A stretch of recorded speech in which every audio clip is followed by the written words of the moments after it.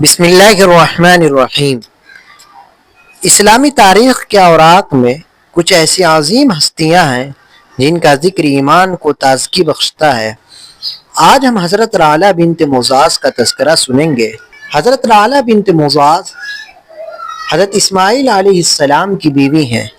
قبیلہ جرہم کی سب سے زیادہ دیانتدار اور عفت مآب خاتون تھیں۔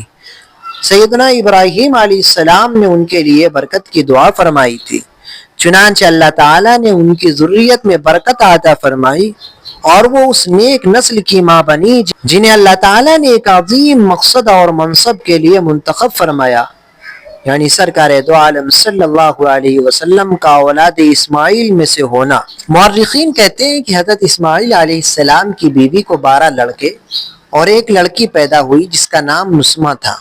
اللہ تعالیٰ نے اسماعیل علیہ السلام کی اولاد میں برکت عطا فرمائی اور وہ مختلف علاقوں میں پھیل گئے اور عرب قبائل میں شامل ہو گئے۔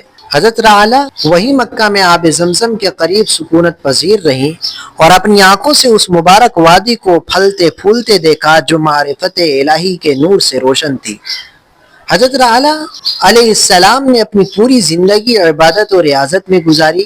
وہ جانتی تھی کہ وہ ایک نبی کی بیوی ہے جسے اللہ تعالیٰ نے لوگوں کی ہدایت کے لیے بھیجا تھا، اور پھر بیت اللہ کے پاس ہی انہوں نے داعی اجل کو لبیک کہا۔